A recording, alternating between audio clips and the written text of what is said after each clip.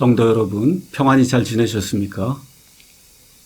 저는 예수님을 저의 유일한 구원자로 믿고 하나님의 은혜로 예수님의 십자가 보혈의 공로로 내 행위와 상관없이 하나님의 전체적인 은혜로 말미암아 구원받은 사람입니다.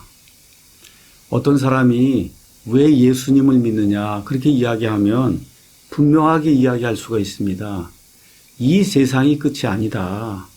우리가 살고 있는 이 유한한 세상, 여긴 많이 살아야 70년, 80년, 90년 살고 사람은 짐승이나 아니면 식물과 달리 하나님의 형상대로 창조가 되었기 때문에 실제 사람 자체, 저라고 한 사람이 지금 있는 거 이거는 제 몸이에요. 정동수라고 한 사람이 들어가 있는 집입니다. 이 집은 70년, 80년, 90년 지나면 그러면 결국 죽게 되면 저 땅속에 들어가서 해체가 되는데 나 정동수라고 하는 인간, 하나님 모실 때 그 혼, 그 자체는 하나님의 형상대로 영원 불멸하다고 하는 것이 성경이 이야기하는 것입니다. 다시 말씀드려 우리 그리스도인의 가장 큰 소망은 뭐냐? 이 땅에서 70년, 80년 잘 사는 거 좋습니다. 근데 그게 끝이 아니고 다음 세상이 있어요. 하나님과 함께 무한한 세상에서 영원 무궁토록 하나님의 아들, 딸로서 예수님과 함께 공동 상속자가 돼서 이 온 우주 공간에 하나님이 만들어 놓으신 모든 것을 그것을 다스리는 그런 사람이 되며 하나님의 영광을 찬양하며 하나님의 기쁨 가운데 거하는 거, 다시 다가오는 세상이 있다는 그런 사실을 저와 여러분이 깨닫는 거, 이것이 바로 그리스도인의 가장 큰 소망이라고 저는 그렇게 생각을 합니다. 어떻게 그것을 아느냐? 하나님의 진리가 담겨있는 성경 말씀이 그렇다고 이야기하기 때문에 저는 그 사실을 100% 믿고 있습니다. 자, 그런데 다음 세상은 언제 이루어지냐? 성경 가서 보시면 예수님 재림 이후에 이루어진다고 성경이 우리에게 이야기하고 있습니다. 우리 몸이 호련히 하늘로 채 올라가서 공중에서 주님을 만나는 이 휴거라고 하는 사실도 예수님 공중 강림이 시작이 될 때 일어나는 것이고 그 이후에 7년이 지나서 예수님 이 땅에 이제 강림하시는데 이 땅에 강림하시면서 그러면서 천년 왕국이 이 땅에서 이제 이루어지게 되는데 이 모든 일들이 예수님의 재림이 있은 이후에 이제 일어나게 되는 거예요. 그래서 이 땅에 저와 여러분이 살면서 어려움을 겪을 때도 있고 낙심할 때도 있고 힘들어 누워 병석에 있을 때도 있고 여러 가지가 있지만 그럼에도 불구하고 이 세상이 끝이 아니고 우리 하나님과 함께 하나님의 본성에 참여해서 하나님의 아들, 딸로 영원히 아픔과 슬픔과 고통을 모르고 하나님의 기쁨 속에서 살 수 있다는 거, 이와 같은 그 예수님의 재림의 소망을 붙들고 살아가는 사람이 성경이 이야기하는 그리스도인이다. 저는 그렇게 이야기할 수가 있습니다. 자, 예수님께서 이 땅에 오셔서 3년 반 동안 공생을 하시는 가운데 여러 종류의 다양한 주제의 말씀을 많이 하셨습니다. 그 말씀 중에서 가장 많이 말씀하신 내용이 뭐냐? 그 내용 중에 하나가 뭐냐? 예수님께서 내가 다시 오리라고 하는 이와 같은 말씀을 하신 거, 이것이 공생의 사역 중에 예수님이 가장 많이 말씀하신 그와 같은 주제 중에 하나입니다. 지금처럼 세상이 어지럽고 나라가 이렇게 어려울 때에도 그래서 저와 여러분은 예수님이 다시 오셔서 그래서 다음 세상이 우리에게 오게 될 때 하나님의 영광에 힘입어서 하나님의 본성을 입고 하나님과 함께 영원히 산다고 하는 재림의 확신을 굳게 붙들어야 되는 겁니다. 그렇다고 해서 우리는 다미선교회 이런 데처럼 몇 년 몇 월 며칠에 예수님이 온다고 하는 날짜 세지 않습니다.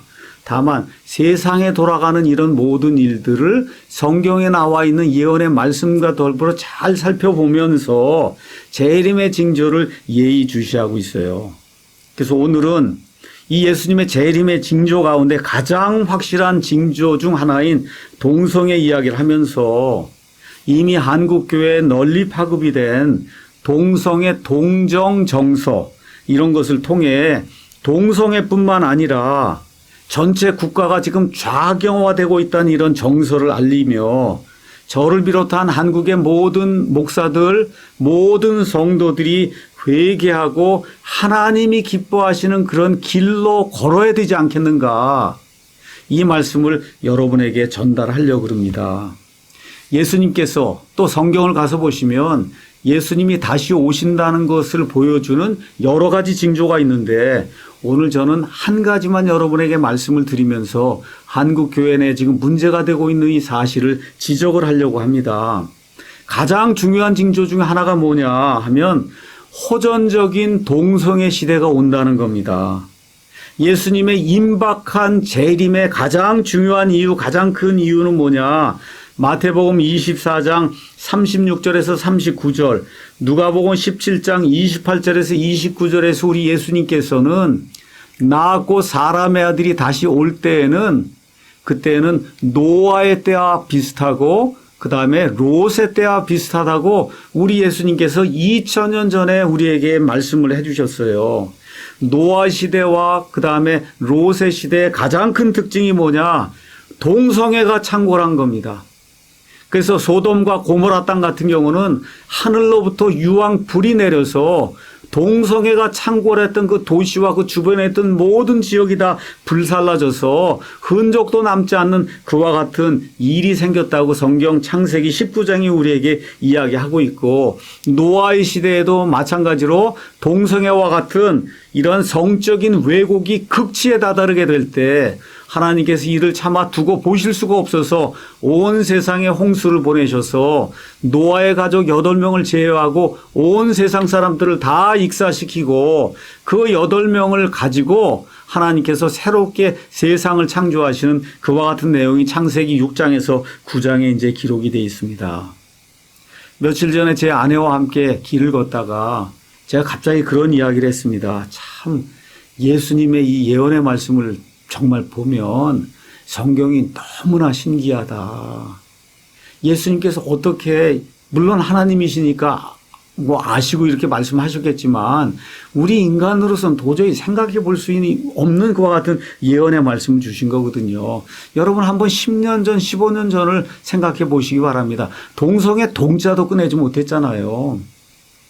근데 지금 미국에서는 동성 결혼이 합법화가 되고, 지금 한국에서도 동성 결혼 합법화, 군대 안에서 동성애 합법화, 그 다음에 이 서울 뭐 퀴어 축제는 이렇게 해서 다 벌거벗고 나와서 얼굴까지 다 내밀고 나는 동성애자입니다 이렇게 해도 전혀 부끄러움을 모르는 이와 같은 시대가 바로 지금 우리가 살고 있는 시대인데, 이게 10년, 15년도 채 되지 않았습니다. 예수님께서 마지막 때가 동성애가 창궐하는 시대라고 말씀하신 게 참으로 얼마나 놀라운 말씀인가 하는 거를 다시 한번 새삼 새롭게 느끼는 이와 같은 시대입니다.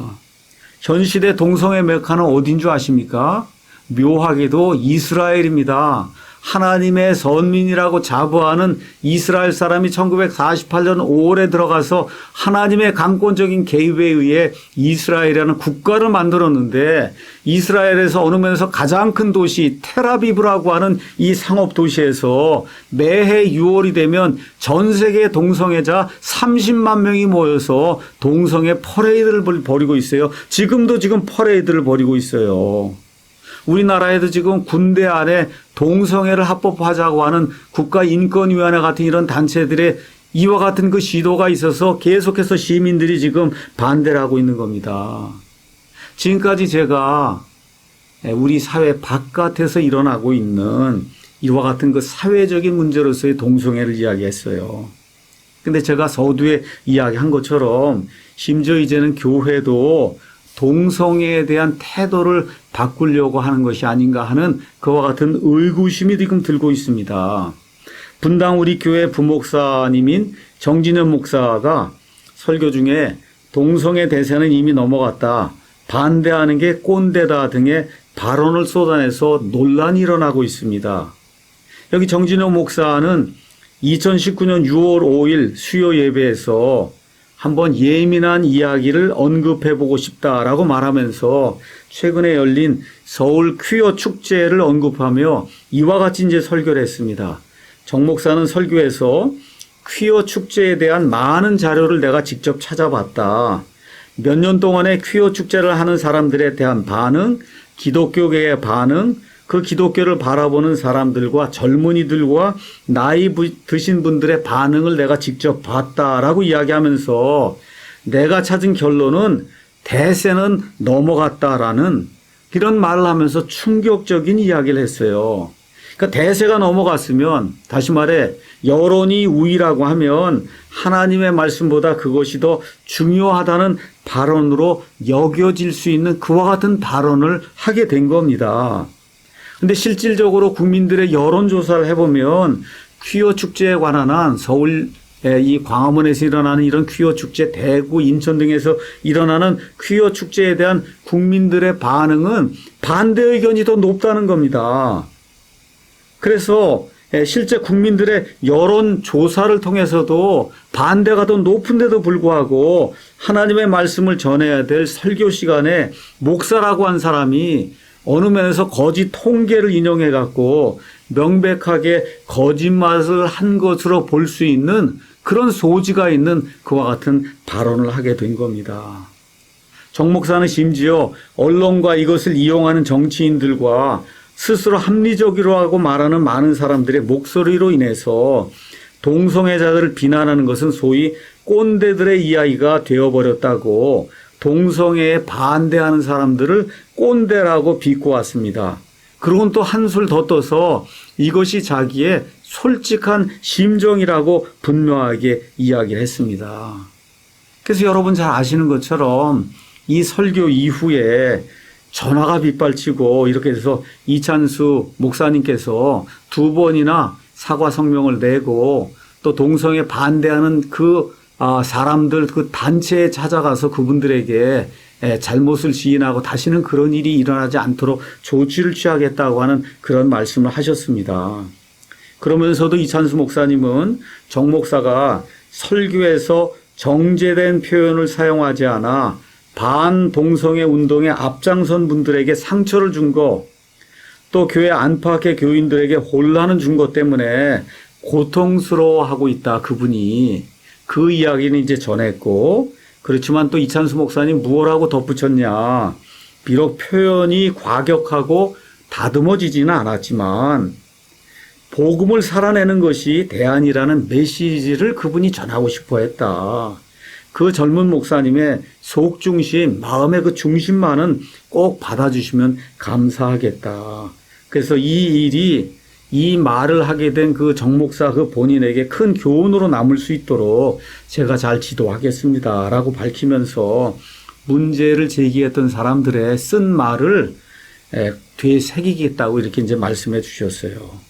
자, 우리 이찬수 목사님, 워낙 유명한 분이시고, 점잖은 분이시고, 그래서 이 목사님의 설명을 액면 그대로 받는다 해도 그 정진현 목사님이 한 그 발언은 사실은 목사로서는 절대 해서는 안 되는 그런 발언이다라고 저는 그렇게 생각합니다. 아마 많은 교인들이 그렇게 생각을 할 겁니다.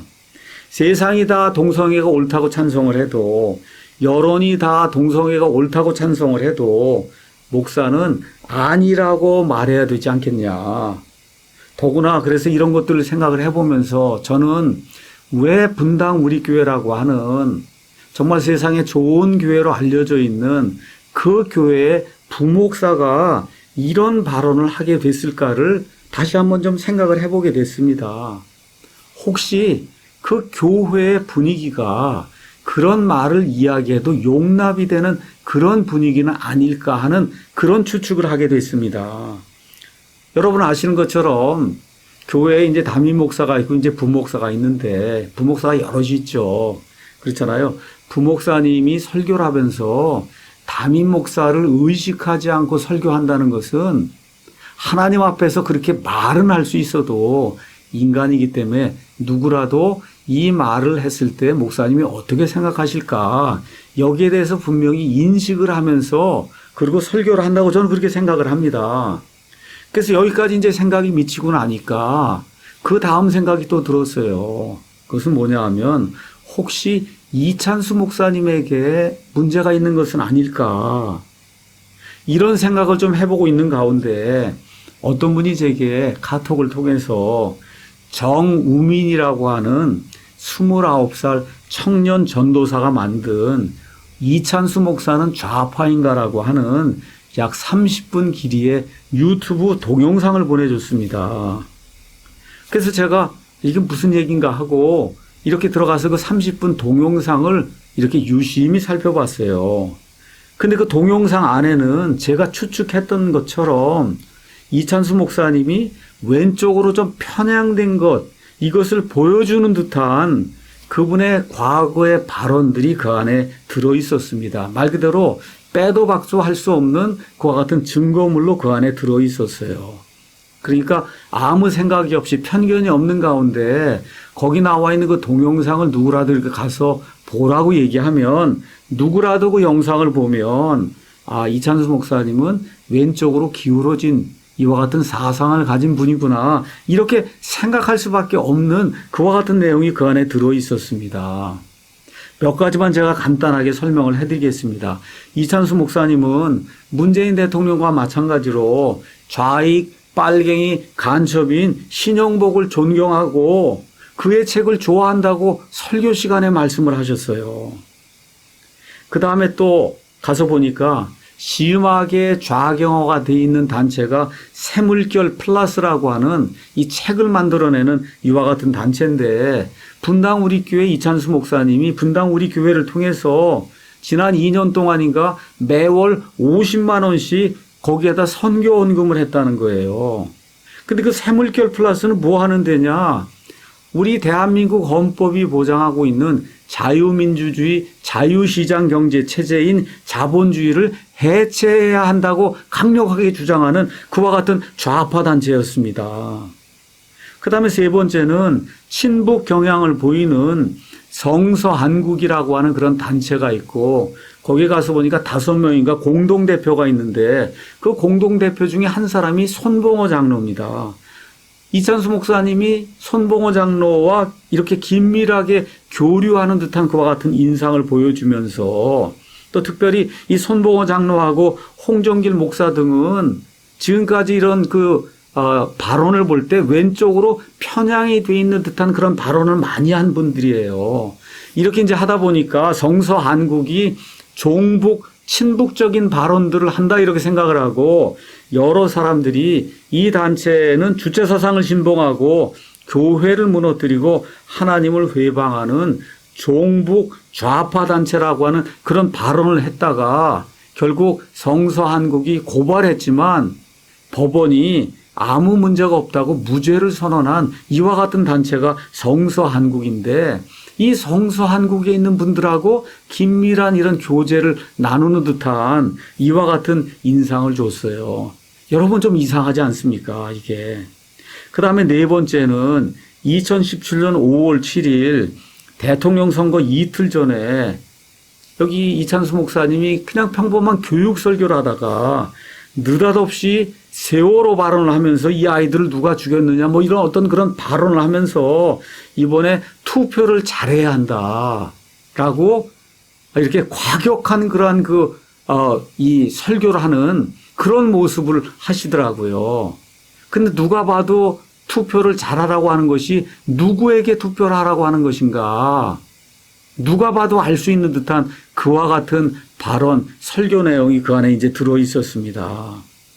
또 하나 다섯 번째로 이찬수 목사님 워낙 유명한 분이기 때문에 여러 언론 이런 매체들이 좋은 말씀을 이제 많이 하는데 특별히 어디가 이찬수 목사님이 이렇게 자꾸 띄우느냐. 여러분 잘 알고 있는 친북 언론 매체로 알려져서 그래서 이 많은 크리스찬들이 알고 있는 뉴스앤조이라고 하는 이와 같은 아주 좌로 기울어져 있는 이와 같은 언론 그런 단체가 있는데 이 인터넷 매체가 있는데 이찬수 목사님에 대한 어떤 칭찬 기사를 주로 뉴스앤조이에서 많이 올리는 거예요. 그래도 가서 찾아보니까 뉴스앤조이가 이렇게 주최를 하는 그와 같은 목회자 컨퍼런스에 이찬수 목사님이 자주 다니신다는 겁니다. 자, 그 다음에 또 놀랄 만한 일이 있는데 설교 시간에 예수님 믿는 사람은 서로 사랑하고 서로 이해하면 되는 거지 이념은 중요하지 않다라고 하는 어느 면에서 깜짝 놀랄 만한 그와 같은 설교를 또 하시더라고요. 여러분 정말 그럴까요? 그리스도인이 좌익이 되고 정말 좌파가 될 수 있단 말입니까? 무상복지, 성경이 뭐라고 얘기해요? 예, 일하지 않거든 먹지도 말라고 해서 무상복지, 무상의료 이런 거 성경 자체가 반대를 하고 있는데 그게 이념 아닙니까? 자유민주주의 이거 하는 게 이념 아닙니까? 그런데 이념을 무시해도 된다고 하는 이와 같은 발언을 하니 이게 도대체 어떻게 된 일인가 하는 그런 생각을 하게 됐고, 그 다음에 여러분 잘 아시는 것처럼 좌파 파퓰리즘 해서 무상으로 청년들 돈 나눠줘야 된다고 하고 무상으로 지금까지 그런 일들을 많이 했던 이재명이라고 한 사람이 다니는 교회가 바로 분당 우리교회라는 겁니다. 그래서 이런 것들을 보면서 왜 이런 일들이 생겼을까 저는 곰곰이 다시 한번 생각을 하게 됐습니다. 그래서 저 같으면 이번에 동성애 그 부목사의 발언 문제가 나왔을 때 그냥 이찬수 목사님이 구차하게 자꾸 시국 성명, 성명 발표하고 1차, 2차 발표하고 이렇게 해서 또 반동성애 하는데 거기 찾아가서 사진 찍고 이렇게 구차하게 이럴 것이 아니라 전 교인을 대상으로 아주 기회가 좋잖아요. 담임 목사님이 쓰셔서 40분이든 50분이든 동성애는 하나님이 미워하는 죄악이고 그래서 우리 그리스도인들이 동성애는 미워하지만 그렇지만 동성애자는 예수님의 복음을 통해서 구원받게 해야 될 대상이라고 하는 반동성애 설교를 한번 하셨으면 그러면 구차한 변명 이런 거 하나 상관없이 할 필요도 없고 우리 분당교회하고 그다음에 나 이찬수 목사하고 그다음에 우리 여기 정진윤 목사 등을 비롯한 우리 모든 교회 목회자들은 동성애를 반대하는 사람이다라고 이것이 유튜브를 통해서 전 세계로 공개가 됐으면은 그러면 더 이상 문제가 확산되지 않았을 것이다. 저는 그렇게 이제 생각을 합니다. 말씀드린 대로 이찬수 목사님은 깨끗한 분이고 많은 분들의 존경을 받는 분이에요. 근데 목사님도 아시다시피 지금 대한민국에는 15살에서 20살 사이의 아이들 가운데 에이즈 감염 증가가 20%씩 늘어난다는 거예요. 매년 에이즈가 10에서 15%씩 지금 증가하고 있다는 겁니다.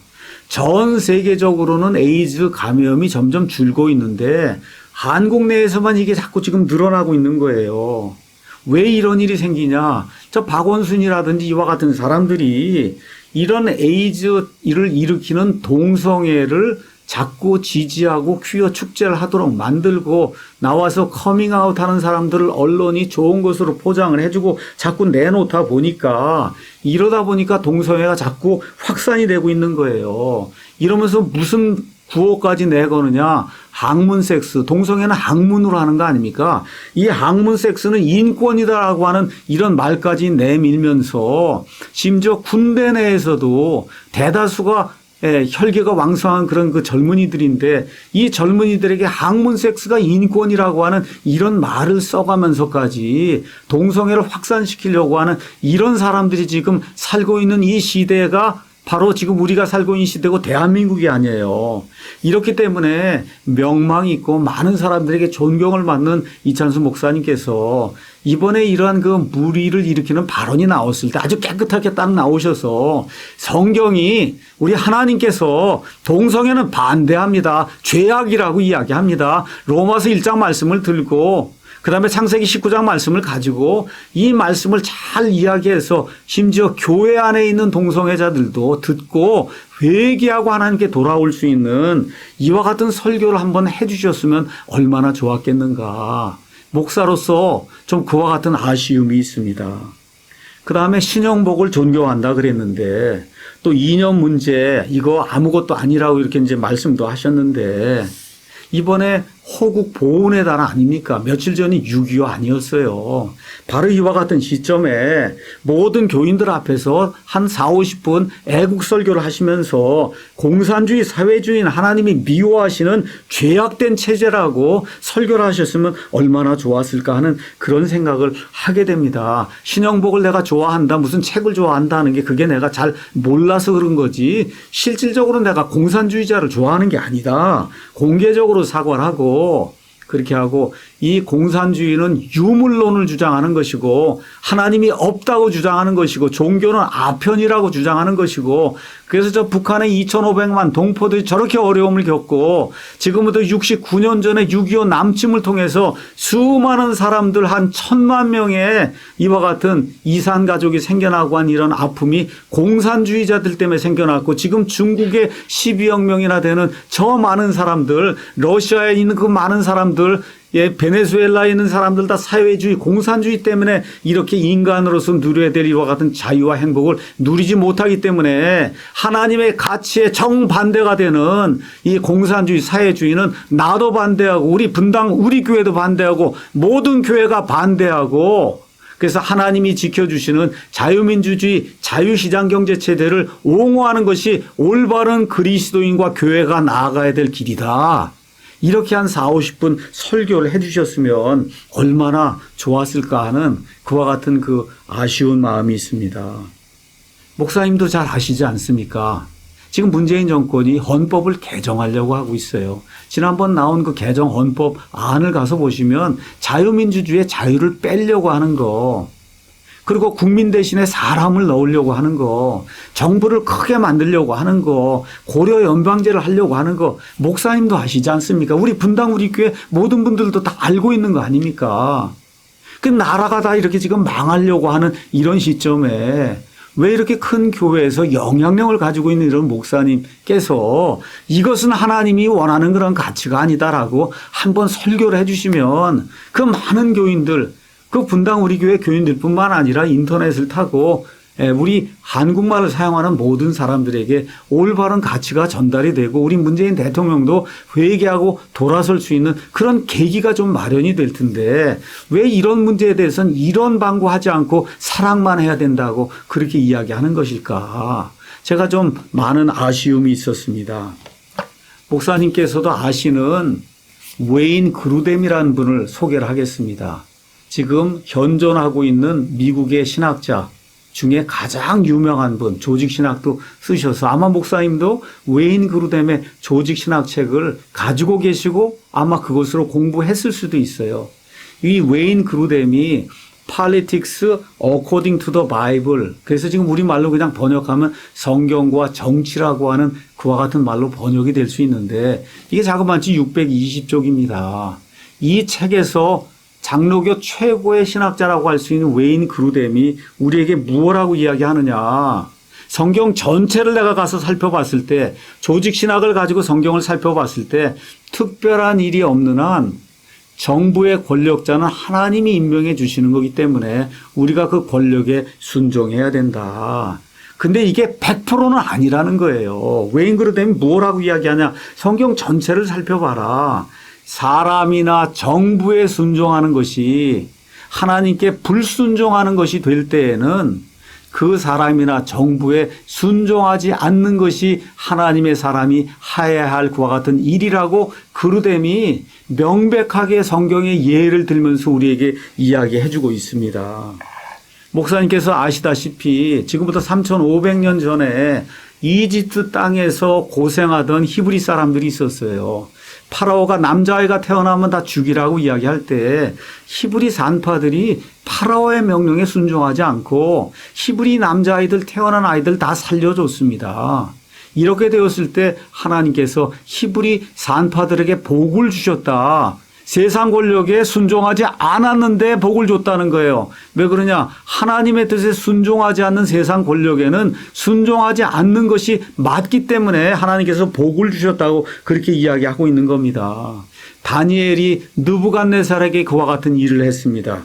신약성경에 가서 보시면 베드로와 그 다음에 요한과 거기 남아있던 사도들이 세상 권력에 순종하지 아니하고 하나님을 믿지 못하게 하기 때문에 하나님께 순종하는 것이 사람들에게 순종하는 것보다 훨씬 더 맞는다고 이야기하며 세상 권력에 순종하지 않았습니다. 에스더가 세상 권력에 순종하지 않고 왕 앞에 직접 나가서 그 민족을 살리는 그와 같은 일이 성경에 기록이 되어 있습니다.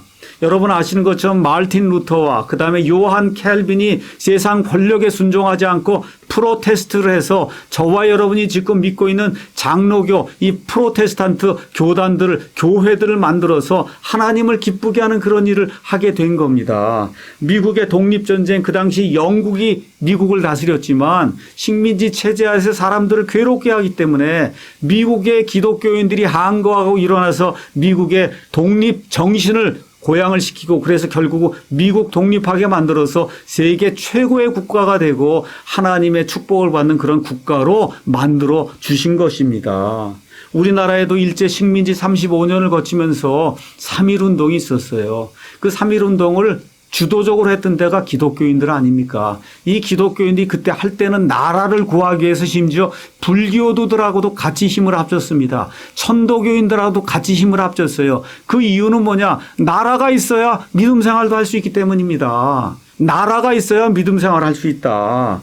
그러한 독립운동을 하고 또 미국의 도움으로 말미암아 1945년 8월 15일에 우리가 독립을 쟁취하게 됐고 그리고 1948년 8월 15일에 목사님도 아시다시피 born again 하나님의 말씀을 통해서 거듭나게 된 이승만이라고 하는 우리의 초대 대통령이 자유민주주의 자유시장 경제 체제라고 하는 이 세상에서 가장 귀중한 것과 같은 체제를 헌법 안에 담아서 1948년 8월 15일에 대한민국을 건국한 거 아닙니까?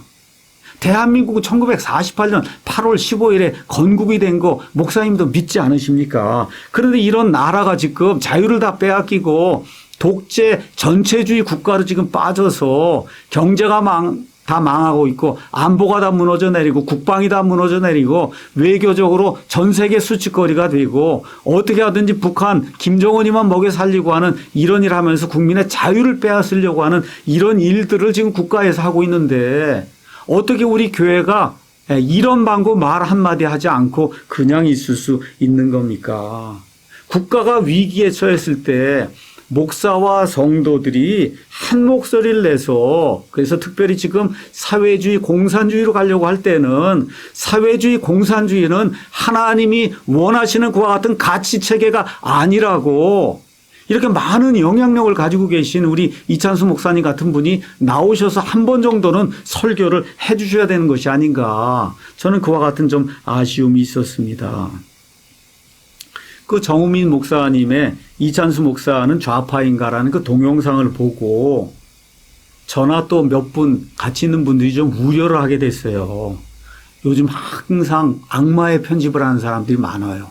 문맥에 상관없이 뭐 하나만 딱 떼다가 이게 이렇습니다 하면 많은 사람들이 거기에 또 선동이 돼갖고 정말 그런가 보다 하고 가짜 뉴스가 이제 많이 퍼지기 때문에 저도 그 동영상을 보고는 혹시 이분이 악마의 편집을 한 것은 아닌가 하는 그런 생각이 들어서 여러 곳에 수소문을 해서 그분의 연락처를 받고 그리고 그분과 직접 통화를 한번 해봤습니다.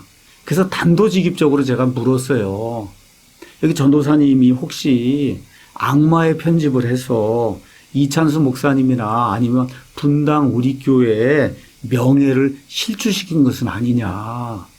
그러니까 앞뒤 문맥을 읽고 봤을 때 분명히 그렇게 이야기를 하는 것 가운데 한두 카트를 그거를 잘라서 이게 사실이라고 하면 그걸 보여줬으면 이해가 되는 거지만 문맥이 그렇지 않은데 문맥에 벗어나서 어느 한두 장면 요걸 잘라가지고 갖다 이렇게 올려서 악마의 편집을 하면 그러면 그 당사자나 분당 우리 교회에 커다란 그런 명예 실추 행위를 한 것이니까 거기에 대해서 어떻게 생각을 하느냐 제가 직접 물었습니다. 그랬더니 그분이 분명하게 목사님 앞뒤 문맥상 분명히 그와 같은 문맥으로 이렇게 말씀이 이루어졌기 때문에 제가 거기서 한두 컷을 이렇게 따서 성도들에게 내가 이야기하는 것이 사실이라고 하는 사실을 증명하기 위해서 제가 했지 결코 악마의 편집을 하지 않았습니다. 그렇게 이야기를 하길래 제가 다시 한번 물었습니다. 그 말이 진짜 사실이라고 하면 우리 사랑침례교 우리 유튜브 채널에 올려서 그래서 여기에 대해서 내가 설명을 좀 하면서 이렇게 해서 혹시라도 오해가 생기거나 아니면 명예가 실추되는 그런 일이 생기지 않도록 좀 해도 되겠느냐. 그렇게 물었더니 예, 얼마든지 그 영상을 써도 좋습니다 하고 그 영상을 제게 보내줬습니다. 그래서 오늘 이 영상 이후에는 그 정우민 전도사님이 만든 이찬수 목사는 좌파인가라고 하는 그 동영상 전체를 다 올릴 테니까 여러분께서 한번 봐주시면 좋을 것 같습니다. 그래서 제가 부탁을 드리고 싶은 것이 있습니다. 이 영상을 보시고 우리 이찬수 목사님과 분당 우리 교회는 이번 동성애 발언뿐만 아니라 여기 올라와 있는 이와 같은 과거의 이런 발언들로 인해 많은 사람들이 오해할 수 있겠구나. 오해할 수가 있습니다, 이게. 그래서 있겠구나 하는 것을 좀 인정을 하고 이거를 적극적으로 긍정적으로 해결하기 위해서 지금까지 동성애와 그다음에 국가 간에 대해서 성경대로 우리가 믿고 가르친 바를 분당 우리 교회가 이찬수 목사님의 동영상 반대하는 그와 같은 설교 한 편, 그다음에 사회주의, 공산주의 반대하는 그런 설교 한 편, 이런 걸 통해 전국에 있는 모든 성도들에게 선포함으로써 깨끗하게 이 문제에서 벗어나서 주님의 복음 전파 사역을 잘 감당하는 좋은 교회와 목사님이 되기를 저는 진심으로 간절히 바랍니다. 또 우리나라 대다수 성도들이 분당 우리 교회 하면 정말 좋은 교회로 알고 있으니, 목사님도 그렇게 훌륭한 분으로 알고 있으니 많은 분들도 그렇게 한번 해서 이 문제를 깨끗이 해결해 주셨으면 좋겠다는 그런 생각을 하리라고 믿습니다. 그리고 하나 제가 개인적으로 좀 부탁을 드릴 게 있습니다. 목사님은 그렇게 생각하지 않으실지 몰라도 목사님은 사실 유명한 분입니다. 그렇기 때문에 누구와 만나서 사진을 찍을 때도 저는 좀 조심해야 된다고 생각이 듭니다. 베네수엘라의 차베스, 마두로처럼 무상복지를 해야 된다고 돈을 청년들에게 마구잡이로 나눠주는 이재명 씨가 그 부인과 함께 그 교회 다닌다고 하는 사실, 그건 누구나 지금 알고 있는데 어떻게 알게 됐냐. 목사님이 이재명 씨와 함께 이렇게 웃으면서 사진을 찍는 그와 같은 사진이 동영상에 지금 다 이 인터넷에다 유포가 돼 있기 때문에 그래서 누구나 다 알고 있는 거예요. 이재명 씨도 구원을 받기 위해서 이재명 씨 주장하는 게 뭐예요? 해방 예수. 이 남미의 해방 신학을 따라 예수님은 해방하는 예수다. 무료 복지, 이 급식, 무료 의상 해줘야 되는 사람, 이런 사람으로 지금 이재명 씨가 나와 있는 거 목사님도 아시지 않습니까? 그렇지만 그분도 구원받아야 되고 그분의 부인도 구원받아야 되기 때문에 교회에 가는 것은 그건 얼마든지 좋은 일이에요. 그분 구원받아야 되기 때문에. 그럼에도 불구하고 그분과 함께 목사님이 웃으면서 사진을 찍게 되고 그 사진이 이 인터넷에 돌아다니게 되면 아무것도 모르는 사람이 그 사진을 보게 되면 아, 이찬수 목사님은 이재명을 지지하는구나. 무상복지, 그다음에 무상의료, 돈 마구잡이로 퍼주는 이 사람을 좋아하는 사람이라고 생각하게 될 겁니다. 이게 사실 현실이에요. 물론 이찬수 목사님은 그렇게 의도하지 않았을 겁니다. 저는 그렇게 믿습니다. 그럼에도 불구하고 이 사진 자체를 보게 되면 아, 이찬수 목사님은 좌파인가 보다. 이재명을 지지하는구나. 이렇게 생각을 하기 때문에 그렇게 비춰질 수 있는 확률이 굉장히 높기 때문에 제가 그냥 별 볼 일 없는 그런 목사지만 뭐 저 같은 사람하고 뭐 사진 찍으면 그건 아무 문제가 없을 거예요. 그렇지만 이찬수 목사님은 유명한 분이고 또 교계에 널리 알려진 분이기 때문에 이렇게 사진을 찍을 때도 이런 좌파 이런 무리들하고는 사진을 찍으면 저는 안 된다고 생각해요. 그것이 목사님을 위해서나 분당 우리 교회 교인들을 위해서나 국가를 위해서나 저는 그것이 좋다고 생각합니다. 오히려 올바른 보수적인 가치, 동성애를 반대하는 사람들, 낙태를 반대하는 사람들, 그런 국회의원들, 이런 분들하고 같이 사진을 적극적으로 찍고 이렇게 나서야 그래야 국민들이 좋아하리라고 저는 그렇게 생각이 듭니다. 그래서 이번에 정진영 목사 동성애 설교 그 사건이 분당 우리 교회와 그다음에 이찬수 목사님 그리고 당사자인 정진영 목사님 그리고 대한민국의 많은 교회를 선한 방향으로 인도하는 그런 귀한 계기가 되기를 진심으로 원합니다. 마지막으로 이 동영상을 공유하게 만들어주신 정우민 전도사님께도 감사를 드립니다. 그래서 하나님의 크신 은혜와 긍휼을 통해 주님을 사랑하는 모든 성도들에게 이와 같은 이 모든 오해가 다 이게 풀리면서 하나님 안에서 선하게 일들이 이루어지면서 대한민국이 올바른 길로 나갈 수 있는 좋은 계기가 되기를 우리 주 예수님의 이름으로 간절히 축원합니다. 안녕하세요, 정우민입니다. 오늘 이찬수 목사님에 대해서 좀 얘기를 하려고 합니다. 지금 분당우리교회가 어떤 논란의 중심이 되고 있어요. 그 시발점은 분당우리교회 부목사가 동성애에 대해서 이상한 설교를 했어요. 동성애 대세는 이미 넘어갔다. 제가 찾은 결론은 대세는 이미 넘어갔다라는 것입니다. 동성애를 반대하는 것은 소위 꼰대들이나 하는 거다. 이제 동성애자들을 비난하는 것은 죄송합니다. 소위 막말로 꼰대들의 이야기가 되어져 버렸습니다. 이런 식의 설교를 해서 많은 한국교회 성도들에게 비난과 비판을 받게 되는 일이 있었고, 좀 이 불이 조금 옮겨 붙어가지고 이찬수 목사 좌파 아니냐라는 지금 논란이 이어지고 있는 상황이죠. 제가 이 사건들을 좀 지켜보면서 긍정적으로 봤던 부분은 첫 번째로 이제 한국교회에서 동성애에 대해서 잘못 말했다가는 이거 끝장나는구나. 반동성애 진영만큼은 정말 여러분들의 수고로 인해서 진지가 확실하게 구축이 됐구나 라는 것들을 좀 봤고, 두 번째로 이제 좌익 사상은 정말 성경과 반대되는 그런 적그리스도적인 사상이기 때문에 한국교회 목회자들 중에 좌익적인 사상을 가지고 있는 것 같은 사람이 이제 눈에 띄면은 그 부분에 대해서 한국 교회 대상으로 해명을 해야 되는 시대가 됐구나라는 것들을 보면서 이 부분은 긍정적이다라고 생각을 했습니다. 그런데 좀 우려되는 것이 이정훈 교수님하고 이찬수 목사님하고 두 분이 이제 설전을 벌이시다가 이제 만나서 해결하기로 하시면서 전체적인 상황이 일단락됐다라는 것으로 제가 이제 알고 있어요. 근데 지금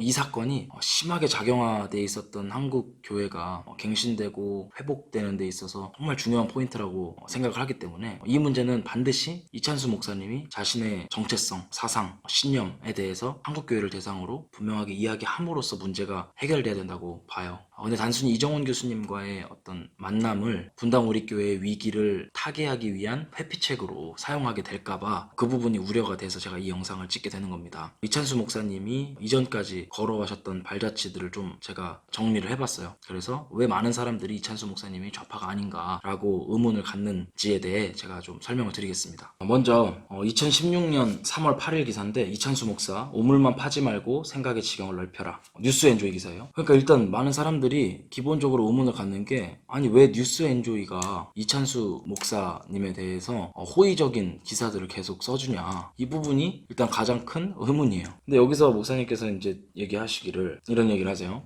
신앙 배경이 워낙 보수적이다 보니까 아무리 애써도 손이 안 닿는 부분이 많다. 세월호 유가족을 만났을 때 내 손이 안 닿는 곳이 얼마나 많은지 자각하게 됐다. 나이가 들면서 점점 안정적인 것을 좋아하고 보수적으로 변하는 나를 발견했다. 그래서 진보적인 목사님을 만나면 시야를 넓힐 수 있는 책을 추천해달라고 부탁을 한다 라고 말씀을 하세요. 그러니까 본인이 나이가 들면서 자꾸 보수적으로 변하기 때문에 진보적인 목사님을 만나면 책을 추천해달라고 한다 라고 얘기를 하셨어요. 근데 제가 이제 이 기사를 보면서 목사님과 관련이 있는 진보적인 목사님 생각이 나더라고요. 세물결 플러스의 이제 대표인 김요한 목사입니다. 제가 김요한 이 사람이 이찬수 목사와 관련이 있는 진보적 목사다라고 생각하는 이유는, 김요한 씨가 스스로 얘기하기를 본인이 정치적이고 사회적으로 급진적인 사람이다 라고 얘기하고 있고, 저는 사실은 정치적으로 사회적으로는 약간 급진적이에요.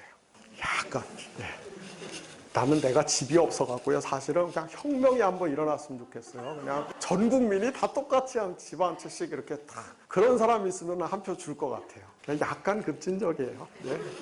본인의 SNS를 통해서 이찬수 목사님과 어떤 남다른 애정을 과시하고 있기 때문입니다. 페이스북에 이제 김용환 띄고 이찬수를 쳐보면 글이 많아요. 먼저 2014년 12월 31일에 나와 있는 글을 보면, 나는 이름만 대면 다 아는 몇몇 대형교회 목사님과 가깝게 지내고 있다. 그중 한 분이 분당우리교회 이찬수 목사님입니다. 오늘 이찬수 목사님이 이메일을 보내셨다. 이렇게 적혀있다. 김 목사님 잘 지내죠? 또 문득 생각이 나서 메일을 보내요. 한 번 더 놀러 오세요. 내일도 괜찮고 그 다음 주도 괜찮고 보고 싶네요 라고 얘기를 했어요. 그리고 만나면 이거는 이찬수 목사님이 나를 만날 때마다 항상 본인에 대해서 분당 우리 교회에 대한 솔직한 비판을 해달라고 부탁을 한대요. 이제 이찬수 목사님이 이 김요한 목사님한테 비판 좀 해달라라고 이야기를 한다는 거죠. 그리고 2014년 12월 19일 이런 글이 있어요. 자기가 운영하는 새물교 플러스 출판사가 어렵다. 그래서 이런 사정을 알고 분당 우리 교회 이찬수 목사님이 내년에 월 50만 원씩 지원을 해주시기로 하셨습니다. 단 조건은 그 돈은 무조건 제 생활비로 가져가야 한다는 것입니다. 그러니까 이제 이찬수 목사님이 내년부터 월 50만 원씩 지원을 해주시겠다고 하신 거예요. 근데 뭐 이게 분당 우리 교회의 돈으로 지원을 하는 건지 이찬수 목사님 개인의 사비로 후원을 하는 건지는 안 나와 있어요. 2016년 6월 12일 글을 또 보면 어떤 사람들이 그런 말을 한대요. 분당 우리 교회 이찬수 목사는 새물교 플러스를 도와주는 것에 대해서 이 다음에 천국에 가서 하나님 앞에서 해명을 해야 된다라고 이제 한 사람들이 말이 있는데 이찬수 목사에 대해서 또 얘기를 해요. 뭐라 하냐면 2년간 월 50만 원씩 날 도와준다고 했다. 그래서 매월 50만 원씩 분당 우리 교회에서 지원을 받고 있다. 여기 이제 글을 보니까 이찬수 목사님 개인이 아니고 분당 우리 교회 돈을 가지고 그 새물교 플러스에 후원을 했다라는 것을 알 수가 있네요. 그리고 2016년 6월 15일 보면 두 분이 사진을 찍으면서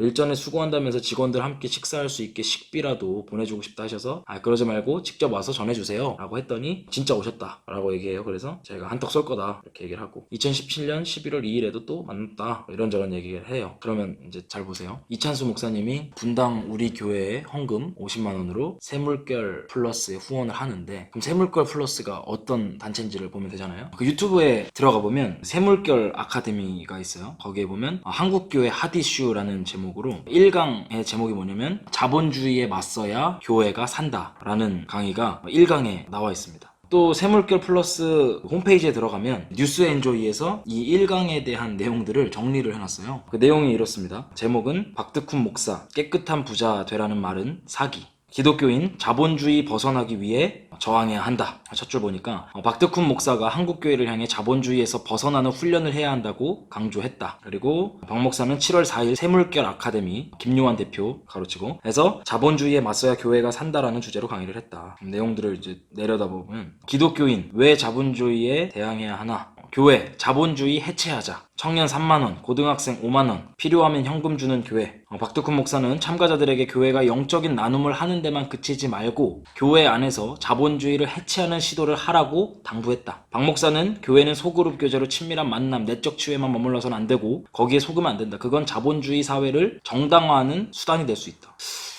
잠깐만, 모여서 소그룹으로 교제하고 내적 치유를 하면 그게 자본주의 사회를 정당화하는 수단이래요. 같이 기도하면서 신앙생활을 하는데 사회 시스템에 문제가 있다고 느끼지 못할 수 있기 때문이다. 교회는 자본주의를 옹호하지 않고 다른 방식을 시도해야 된다. 일단 자본주의에 싸우려면 돈을 분배해야 된다 라고 이야기를 합니다. 그리고 박 목사는 기본소득, 경제민주화, 최저시급 향상, 조합 가입률 향상, 협동조합 등 기독교인이 사회 시스템 안에 대한경제체제를 만들기 위해 저항해야 한다고 한다. 그럴 때 교회가 사회에서 빛과 소금의 역할을 할 수 있을 것이라고 강조를 했다라는 거예요. 그러니까 이찬수 목사님께서 분당 우리 교회를 통해서 매월 50만 원씩 후원하고 있는 새물결 아카데미에서 나오는 강연 내용은 자본주의를 해체하자라는 내용을 강의하고 있는 데네요. 그리고 다시 유튜브로 가니까 2강이 있어요. 2강 뭐냐면 신학으로 배우는 페미니즘. 신학으로 배우는 페미니즘. 그러면서 뭐 이것도 이제 새물결 플러스 홈페이지 들어가면 뉴스엔조이에서 또 이거를 또 정리를 해줬어요. 그래서 여성주의의 눈으로 본 삼위일체, 최유진 박사, 세락, 코클리 이론, 배제된 여성 인정해. 몰라요. 딱 어려워요. 딱 어려운데 어쨌든 뭐 페미니즘을 강의를 했다라는 내용이에요. 그리고 또 보면 3강이 기독교 우파, 그 위험한 역사, 배덕만 씨가 강의한 내용인데 이것도 이제 그 홈페이지 들어가면 뉴스엔조이에서 정리를 해줬겠죠. 내용을 보겠습니다. 언론 소개. 보수 개신교는 왜 성조기를 흔들게 됐을까? 이러면서 강의 내용이 쭉 정리가 돼 있어요. 그리고 제가 여기서 나오는 한 구절을 소개해드리면 배덕만 교수는 이게 지금 새물결 아카데미에서 강의한 내용이에요. 미국 보수 개신교와 닮아있는 한국 보수 개신교가 개독이라는 소리를 듣지 않으려면 과거를 청산해야 한다. 그간 한국교회가 미국의 지지를 얻어서 가장 강력한 종교가 되었지만 권력 획득이 한국교회에 정말 좋은 일인지를 되돌아봐야 한다고 했다. 물론 한국교회가 반공사상이 있을 수밖에 없었던 점, 친미 친자본주의를 선택할 수밖에 없었던 상황을 이해는 하지만 이제는 그 올무에서 벗어나는 게 한국 개신교의 과제라고 했다. 뭐라고 하냐면 강의 내용이 한국 보수 개신교가 개독 소리를 듣지 않으려면 과거를 청산해야 되는데 그 과거가 반공주의, 친미, 친자본주의가 청산해야 될 과거라는 거예요. 그러면은 이제 반공사상 안 하고 미국과 이제 친하게 지내지 않고 자본주의, 그러니까 시장 경제죠. 이 자본주의를 하지 않는 방향으로 가면 나라가 어떻게 될까요? 이런 곳에 분당 우리 교회 헌금이 매월 50만 원씩 흘러갔던 것을 교회도 알고 있는 건지, 교인들 분들이 알고 있는 건지 제가 이 내용들을 전달함으로써 좀 그 부분에 대한 답변이 있게 됐으면 좋겠습니다. 그리고 이런 그 강의의 4강을 김요한 목사가 새로운 시대 한국 교회가 풀어야 할 과제 이런 제목으로 강의를 또 하셨어요. 그리고 김요한 목사님 글을 보면 박근혜를 엄청 깠어요. 탄핵 정국 때 박근혜를 엄청 까고 또 요즘에는 황교안을 또 엄청 까는 글들을 올리십니다. 만약에 새물길 플러스 여기서 자본주의를 해체하자라는 이야기를 안 했다면 그냥 개인 대통령 박근혜 또는 지금 자한당 당대표 황교안에 대한 그냥 순수한 비판이라고 생각할 수 있겠지만 자본주의 해체하자라는 강연을 새물길 플러스에서 하는 것으로 보아서 이것은 단순히 그냥 대통령 개인에 대한 평가라기보다는 자본주의를 어떤 해체하는 그런 불순한 의도에서 이들을 비판하는 것이 아닌가라고 생각이 들어요. 그리고 이찬수 목사님도 박근혜 탄핵 때 시국선언을 하셨었죠. 이 기사도 뉴스앤조이에 올라와 있습니다. 최태민, 최순실의 무력한 교회 세속화, 미신화 참여한다. 보수 소장파 목회자 114명 시국선언. 문제 핵심은 박근혜 대통령이다. 저는 몰랐어요. 이찬수 목사님이 이렇게 시국선언에 참여하셨었는지는 몰랐습니다. 여기 내용을 보면 모든 문제의 핵심은 박근혜 대통령이다. 마치 유신시대나 제5공화국으로 회귀하는 듯한 망국적 사태 앞에서 대한민국은 민주주의와 시민사회라고 외칠 수 있겠는가. 그러니까 박근혜 정부가 유신시대랑 5공화국으로 회귀하는 것 같고 민주주의 사회도 아니고 시민사회도 아니다 라는 주제로 시국선언을 하셨어요. 그리고 이 전문의 시작 부분을 보니까 박근혜 정부를 어떤 독일 나치 정부에 비유를 하시더라고요. 그래서 1945년 10월 19일 제2차 세계대전 후에 독일 교회는 히틀러와 나치의 정치적 동반자 또는 침묵자가 되었던 그 위험한 죄책을 회개하는 선언문을 발표했다. 슈투트가르트 죄책 고백. 이때 했던 고백은 오늘날 한국교회가 다시 고백해야 할 역사적인 함성이다 라고 이야기를 하시고 1항부터 7항까지 쭉 얘기를 하시고 여기 밑에 이찬수 목사님이 이 의견에 동의를 하신다 라고 이름이 올라와 있어요. 저는 탄핵 때 태극기 집회 열심히 갔었었죠. 이거 자체가 불법 탄핵이고 정당한 절차를 걸치지 않았고 또 언론의 거짓 선동과 찌라시들이 너무나 넘쳤기 때문에 무슨 번갯불에 홍보가 먹듯이 탄핵시켜버렸던 이 사건에 대해서 불이한 사건으로 저는 해석을 하고 있습니다. 근데 목사님은 이 탄핵에 있어서 이게 나치 정부에 비유를 하시면서 시국선언까지 하셨는데 저는 사실 지금 문재인 정부 그리고 청와대에 있는 주사파 내각이 더 나치 정부에 가깝다고 보고 지금 현재에도 김일성, 김정일, 김정은으로 이어지고 북한의 2300만 주민들을 노예로 부리고 있으면서 끊임없는 대남 도발로 대한민국 국민들을 죽이고 위협하는 북한 정부 그리고 그 북한 정부에 부역하고 있는 지금 대한민국 현 정부가 더 나치 정부 같다라고 생각을 하는데 목사님은 또 그 부분에 대해서 어떻게 생각하는지 의견도 궁금합니다. 그리고 이찬수 목사님께서는 박근혜 탄핵에 결정적인 역할을 했던 세월호 사건 때도 감정적으로 막 호소를 하시면서 대통령 선거를 잘해야 된다라는 말씀을 언급을 하셨어요. 2017년 5월 7일 대선 바로 전인데 제가 이 설교를 이제 쭉 봤거든요. 근데 이찬수 목사님께서 자녀 교육에 얘기를 하시다가 느닷없이 세월호 사건을 언급하시면서 투표를 잘하라고 하세요. 화가 나는데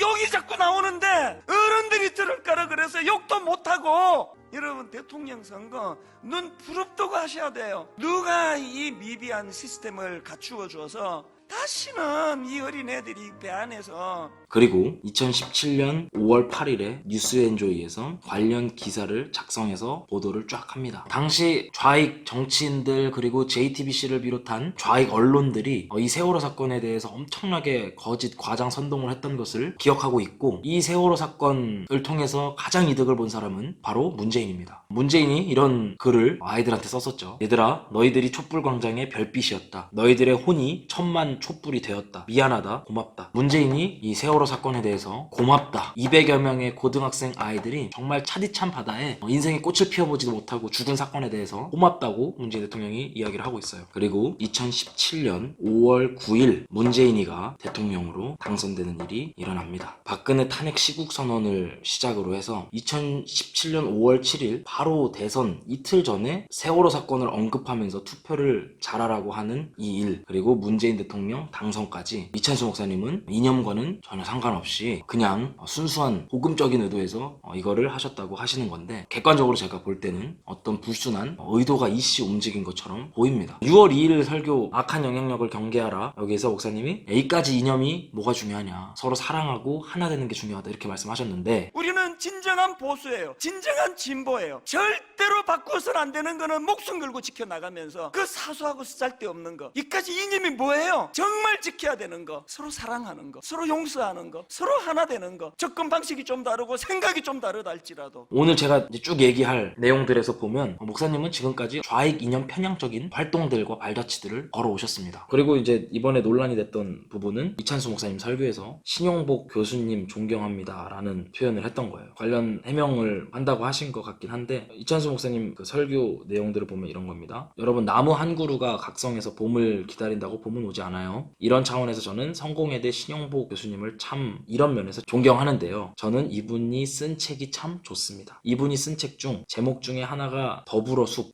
제목 안에 이 저자가 무엇을 말하고 싶은지 다 담겨있는 거 아닙니까? 또 신용복 교수님이 쓴 책 중에 비슷한 제목이 또 있습니다. 여럿이 함께 숲으로 가는 길. 여러분, 그 더불어 숲이라는 책에 보면 저자가 이런 표현을 씁니다. 우리 더불어 숲이 되어 지키자. 한 그루 각성하는 게 포인트가 아니라 우리 함께 더불어 함께 그 지도자 에스라의 각성이 확산되는 이런 아름다운 함께의 정신, 이렇게 돼 있어요. 이런 차원에서 저는 성공회대 신영복 교수님을 참 이런 면에서 저는 존경하는데요. 저는 이분이 쓴 책이 참 좋습니다. 근데 이찬수 목사님이 존경하는 신영복 교수죠. 지금 돌아가셨는데 그분은 김일성주의자예요. 주체사상 신봉하고 간첩입니다. 간첩. 문재인 대통령도 신영복 씨를 존경한다고 했죠. 그럼 신영복이 어떤 사람이냐면, 일단 그 대선 때 2012년 대선 때 사용했던 슬로건 사람이 먼저다, 이거 이제 만든 사람이에요. 근데 이 사람이 처음에 이제 육사 교관으로 1968년도에 근무할 때 통역당, 통일혁명당 사건에 연루돼서 무기징역을 선고받은 간첩입니다. 통역당은 북한 노동자의 지령과 자금을 받아 움직였던 반체제 지하 조직이에요. 그리고 75년에 북한에서 신영복을 북송해달라고 요청을 합니다. 그리고 나서 20년 동안 감옥에 갇혀 있다가 전향서를 쓰고서 가석방이 되죠. 근데 또 인터뷰 내용을 보면은 자기가 전향한 사실을 또 부인해요. 그 전향한 사실 부인하는 건 뭐예요? 아직도 나는 김일성주의자고 주체사상 신봉자다라는 거예요. 이렇게 자기가 언론에서 발표를 합니다. 물론 사상을 바꾼다거나 그런 문제는 아니고 밖에서 사회활동을 하는 가족들이 그게 좋겠다고 권해서 한 겁니다. 전향서를 썼냐 안 썼냐가 본질이 아니라고 생각해요. 감옥 안에 있으면 내가 왜 그토록 어려운 일에 뛰어들었는가 상당히 진지하게 고민해봤는데 결론은 양심 문제였어요 라고 이야기를 합니다. 간첩으로 무기징역을 받았던 신영복, 그리고 북한에서 보내달라고 요청을 했던 신영복, 그리고 본인은 전향하지 않았다라고 하는 그 신영복, 문재인이 존경하는 그 신영복을 이찬수 목사님 또한 존경한다. 근데 뭐 이런 면에서 존경한다는데, 우리가 뭐 말 잘하는 사람 이런 면에서 제가 존경합니다 그럴 때 저는 나치의 괴벨스를 이런 면에서 존경합니다 라고 한다고 해서 그게 아닌 게 아니잖아요. 무슨 말인지 이거 보시는 분들은 아실 거예요. 그래서 신영복을 존경하고 이 책이 참 좋다고 하신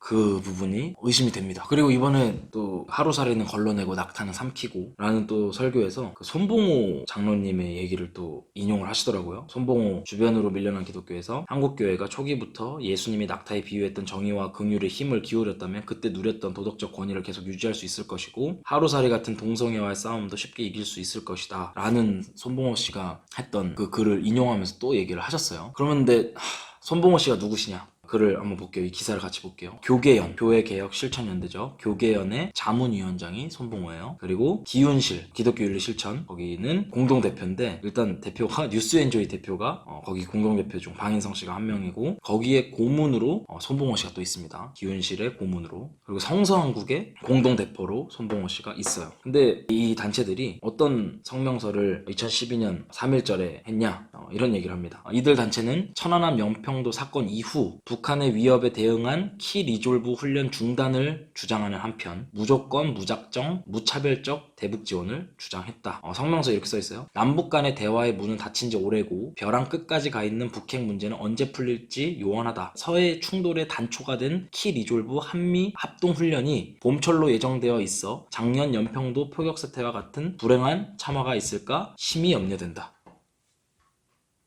이런 성명서를 발표한데 고문 또는 대표로 들어가 있는 분이 손봉호 씨예요. 천안함 연평도 사건이 북한의 어떤 도발, 북한의 공격, 소행 이런 표현을 쓰는 게 아니라 서해 충돌로 그냥 정의한 다음에 이 서해 충돌의 단초가 뭐냐면 키 리졸브 한미 합동훈련 때문에 천안함 연평도 사건이 일어났다라는 거예요. 황당하죠. 한국 정부는 올해 더 큰 위기를 부를 키 리졸브 군사훈련 계획을 중단하고 일촉즉발 위기가 상존하는 서해 공동협력 방안 등 군사적 신뢰 구축 방안을 구체적으로 마련하라고 촉구해요. 그 단체에서. 그러면서 한국 정부는 어떤 이유로든 쌀을 포함한 대북 인도적 지원을 멈추지 말고 즉각 그리고 대량으로 재개하라고 성명서를 발표를 했습니다.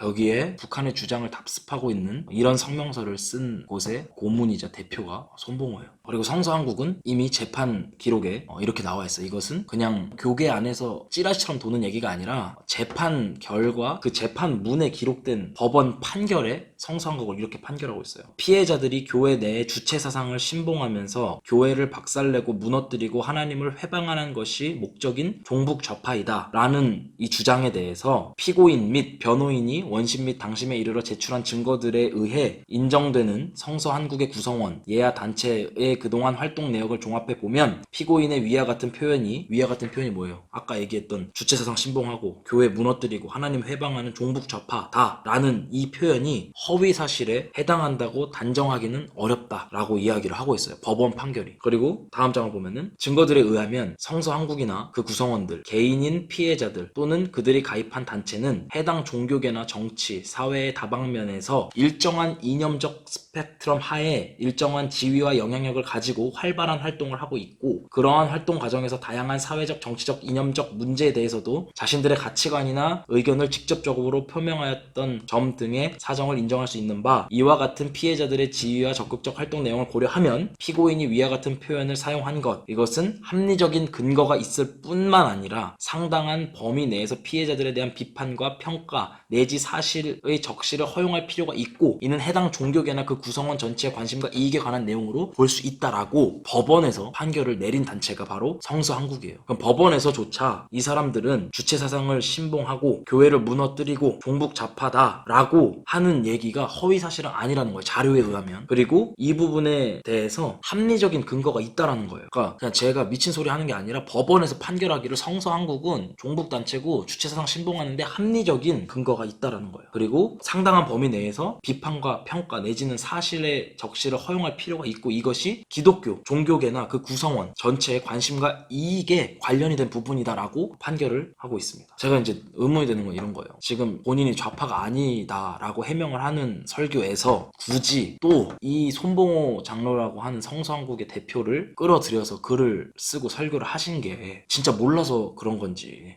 이게 이해가 안 된다는 거죠. 그리고 이제 얘기하는 김에 다 정말 얘기를 하고 싶은데 이재명과의 관계에 대해서도 우리가 한번 생각해 볼 필요가 있는 것 같아요. 이재명 씨 전 성남시장이고 현재 경기도지사인데 본인 스스로 분당우리교회 다닌다라고 이야기를 합니다. 그러면 분당우리교회 다니는 이재명이 생각하는 예수란 어떤 사람인가 이것을 뉴스 엔조이에서 또 정리를 해서 이야기를 해줍니다. 뭐라고 얘기하냐면 이재명은 예수를 혁명가로 이해했다. 기득권자들이 일방적으로 지배하던 시대에 예수님은 하나님의 아들로서 또 인간으로서 그 사회의 힘들고 어렵고 소외된 자의 편이 돼 그들과 함께했다. 그들을 영적으로 인도하는 것뿐만 아니라 삶의 환경을 개선하는 것도 예수님의 목표 중 하나였다. 당시로서는 상상하기 어려운 혁명가였다 라고 이야기를 합니다. 이재명 씨가 예수님을 어떻게 이해하는지는 대충 알 것 같아요. 기득권층으로부터 소외된 소외계층들을 해방시키기 위한 혁명가 정도로 이해하는 것 같아요. 전형적인 좌파신학, 민중신학이나 해방신학 이런 렌즈로 예수님과 성경을 이해하는 거죠. 그리고 작년 대선 때 크리스천 투데이에서 몇 가지 질문을 했어요. 특별히 동성애에 대해서 그리고 사드 배치에 대해서 어떻게 생각하냐라고 이재명 씨한테 물어봤습니다. 동성애에 대해서는 이렇게 생각한대요. 그냥 동성애가 있는 걸 인정을 한다. 본인은 이성애를 지지하고 동성애를 지지하지 않지도 않는다. 뭔 말인지 모르겠어요. 그냥 동성애를 인정한다. 그리고 차별금지법을 적극적으로 찬성한다라고 이야기를 합니다. 그리고 사드 배치에 대해서는 사드 배치가 한미 관계가 사실상 종속적인 관계라는 것을 의미한다고 이야기를 하고 대한민국의 안보와 미래에 심대한 위해를 가하는 조치가 사드 배치라고 이야기를 이야기를 해요. 그러니까 사드가 대한민국을 지키기 위한 어떤 패트리어트 미사일인데 이 패트리어트 미사일이 대한민국의 미래와 안보를 위해한다. 모르겠어요. 북한이나 중국의 안보에는 위해가 될 수 있을 것 같은데 우리 대한민국의 안보에 위해가 왜 되는지는 잘 모르겠습니다. 어쨌든 이재명 씨의 어떤 전체적인 세계관은 예수는 어떤 해방신학, 민중신학과 같이 혁명가적인 사람이라고 이해를 하고 있고 차별금지법을 적극적으로 찬성하고 그리고 미국에 대해서도 이상한 관점을 가지고 있는데 이 사람이 이제 분당 우리 교회에 다니고 이찬수 목사님에 대해서 이렇게 평가를 해요. 이찬수 목사님은 훌륭하세요. 이재명 성남시장은 분당 우리 교회에 다닌다. 이 교회는 몸집 키우기 매진하는 다른 한국교회와 달리 학교 강당 빌려 예배 보고 교인 많아지면 분교하는 예수님 정신 실천하는 교회 역시 유유상종 이렇게 얘기를 해요.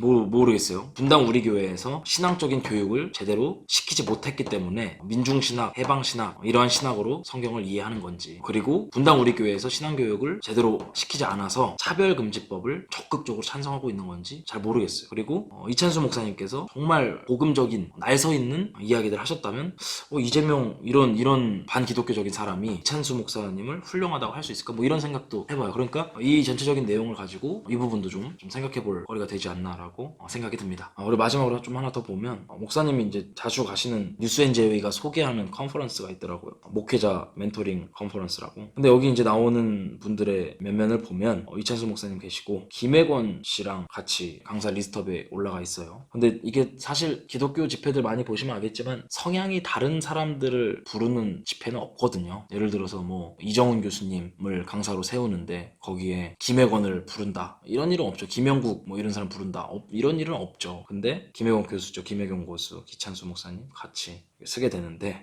여기 사진 보니까 뭐 테이블에 같이 앉아 있어요. 그러면서 뭐 질의응답 같은 거 하시는 것 같더라고요. 근데 이 김혜권이 누구냐면 아까 봤던 그 성서한국 주체사상을 신봉하고 주체사상을 신봉하면서 교회를 박살내고 무너뜨리고 하나님을 회방하는 것이 목적인 종북 좌파인 성서한국의 주 강사가 김혜권이에요. 이 사람이 이찬수 목사님 옆에서 어떤 말을 하냐 이런 말을 합니다. 어떤 사람이 이 멘토링 질의응답 시간에 지금 북한 인권 문제에 대해서 이야기하는 사람들이 있는데 교인들을 대상으로 이것에 대해서 어떻게 설교하고 어떻게 설명해주면 좋겠냐라고 질문을 해요. 그거에 대해서 김혜권 이 사람이 정말 이상한 궤변과 같은 소리를 합니다. 뭐라고 얘기하냐면 북한 인권에 대해서 북한에서 내는 신문 기사에 보면 이런 겁니다. 그러니까 북한의 주장을 있는 그대로 전달을 해줘요. 남조선의 인권 개념과 우리 인권 개념은 다르다. 우리는 노동교화소에서 몇 달 동안 일하고 때리지도 않는다. 그리고 몇만 명씩 계속 수련회를 한다. 우리가 볼 때 수용소라는 것은 일종의 삼천교육대보다 훨씬 더 가벼운 노동교화소다. 북한의 정치범 수용소가 삼천교육대보다 훨씬 더 가벼운 노동교화소다. 이렇게 얘기를 합니다. 그리고 뭐 정신개조소 그런 말을 하는데 우리는 남조선처럼 감옥에 가둬서 완전히 불구를 만들지도 않고 교화시킨다. 이런 식으로 말하고 그들 수용소의 존재를 인정을 합니다. 직장도 없는데 관념적 자유가 많은 것이 인권이냐고 물을 때 인민민주주의 개념에서는 아니다. 인권의 완전한 개념은 일터가 있고 자기 자존심을 향유할 수 있는 일거리가 있는 것이 인권이다. 이 모두가 패키지로 인권인데 남조선은 거주 이전의 자유와 신체 이동의 자유는 있지만 직장이 없다면 이 북한식에서는 인권이 아니다. 이렇게 말함으로써 인권의 개념이 약간 다르다라고 북한의 어떤 주장을 그냥 그대로 이야기를 해줘요. 그리고서 이렇게 얘기합니다. 제가 생각할 때 남한과 북한의 전체의 최악의 점을 공격하면서 이야기한다면 그건 옳지 않고 남한과 북한 속의 정기능 잘하는 부분도 인정을 하면서 한다면 오케이입니다. 근데 북한 사회주의가 이렇게 잘 되고 있는 부분은 전혀 인정 안 하고 북한의 최악인 부분만 골라서 공격을 한다면 우리도 마찬가지입니다 라고 이야기를 하고 있어요. 정리해서 얘기해주면 이런 거예요. 북한의 정치범 수용소, 여러분 정치범 수용소가 얼마나 끔찍한 것인지 아시죠?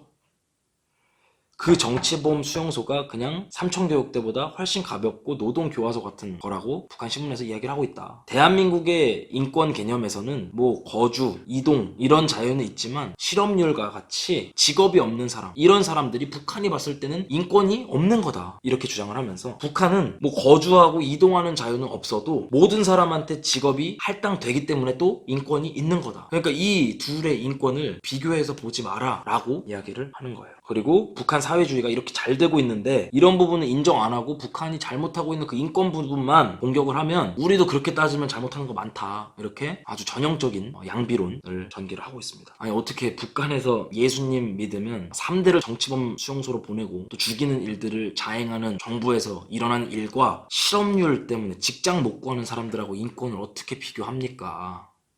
그리고 본인이 이렇게 얘기해요. 저는 예언자인데 북한을 사랑하는 예언자라면 북한의 나쁜 점, 약점, 그러나 북한을 모욕적으로 공격한다든지 공화국의 지존을 건드려서 고발적인 발언을 한다는 거, 이것은 제가 옳지 않다고 봅니다 라고 얘기합니다. 공화국의 지존이 누군데요? 김일성 아니야? 그거 왜 모욕하면 안 되지? 아니 김일성 누군지 모르세요? 김일성? 6.25 때 대한민국 국민들 수백만 학살시킨 장본인, 그리고 지금도 2300만 북한 주민들 김일성 우상 숭배 만들면서 지옥 보내고 살아서도 먹을 것이 없어서 300만을 아사시켰던 최악의 악마인데 그것을 건드려서는 안 된다라고 이야기를 하고, 이 자리에 이찬수 목사님이 같이 계셨죠. 이 김혜건이 얘기하는 인권에 대한 개념은 김일성이 얘기하는 것과 맥이 똑같아요. 94년도에 미국 워싱턴 타임즈 기자들이 김일성한테 인권 문제에 대해서 얘기를 하니까 이렇게 대답합니다. 미국의 인권 개념과 북한의 인권 개념은 다릅니다. 그래서 인권을 가지고 정치적 목적으로 이용하는 것은 옳지 않습니다 라고 김일성이 이야기를 해요. 근데 아까 봤던 대로 김혜건 이 사람도 북한의 인권 개념과 대한민국의 인권 개념은 다르다 이렇게 얘기하면서 이상한 소리를 하고 있죠. 그리고 또 목회자 컨퍼런스로 또 가셨죠. 2016년 건데 보니까 강사에 이찬수 목사 있고 한원상 박사 있고 뭐 이재철 유기성 목사, 김종일 동네 작은 교회, 뭐 예수 마음교회, 가양교회 뭐 이런 사람들이 있어요. 그래서 이분들은 또 누구냐? 그래서 제가 그냥 한 분만 좀 찾아봤습니다. 한완상 서울대 명예교수 박사죠. 그냥 검색을 해봤는데 뭐라고 되어 있냐면 북한 다녀왔대요. 북한 다녀왔으면 일단 수상하죠. 일단 코스에 김일성 동상에 절해야 되는 코스가 있으니까요. 북한에 다녀온 한완상 박사, 진짜 악마는 우리 안에 있었다 라는 기사를 어디서 실냐면 뉴스엔조에서 또 실어요. 이제 이분이 북한에 가서 어떤 문재인 대통령의 연설을 듣는 평양 시민 15만 명의 모습을 봤대요. 그러면서 한 대 얻어맞은 기분이었대요. 문재인 대통령이 핵 없는 한반도를 15만 관중 앞에서 이야기할 때 무서운 침묵이 1, 2초 정도 흘렀다. 지도자가 그런 얘기 하는 건 몰라도 적국의 대통령이 와서 비핵화를 이야기하는데 가만히 있는 게 이상하다. 관중들은 이내 우레와 같은 박수를 보냈다. 박수 소리를 들으며 북한을 악마라고 생각해 왔는데 진짜 악마는 우리 안에 있구나라고 생각을 했대요. 북한이 악마가 아니고 우리, 대한민국, 우리가 악마구나라는 생각을 했다는 겁니다. 그러면서 북한의 변화가 김정은 국무위원장의 변화에서 비롯됐대요. 김정은 국무위원장. 백두산 천지를 둘러보던 중에 도종환 장관이 자기 모습을 찍어줄 사람을 찾고 있었는데 김 위원장이 자기가 찍어주겠다고 했대요. 김정은이. 근데 그는 북한 체제에서 신이 아닌가, 우리 생각보다 훨씬 열려있는 사람이구나 라고 생각을 했답니다. 그분이. 그리고 김정은이 겸손하고 소탈한 모습을 엿볼 수 있었다고 이야기를 해요. 그러면서 어떤 국회의원이 누구야 이 사람은, 서울 방문에 대해서 이야기를 했대요. 그러면서 태극기 부대를 언급하면서 기분은 안 상하겠냐라고 물어봤는데 서울 시민이 환영받을 만한 일을 내가 못했다라고 답했대요. 부하들이 다 듣고 있는데 그런 말을 하는 게 놀라웠고 상상도 할 수 없는 변화라고 느꼈답니다. 그러면서 70년 동안 남북이 서로 끊임없이 악마화했던 문화가 북한에서 먼저 해제되고 있다는 것을 느꼈다. 정말 눈물이 나요. 사실 이런 얘기를 들으면. 악마화가 북한에서 해체됐다. 진짜 우리나라 지키시다가 죽으셨던 많은 국군 장병들, 그리고 얼마 전에 있었던 발목 잘리신 군인 여러분들, 또 천안함에서 수장되셨던 46명의 희생자분들, 그렇습니다.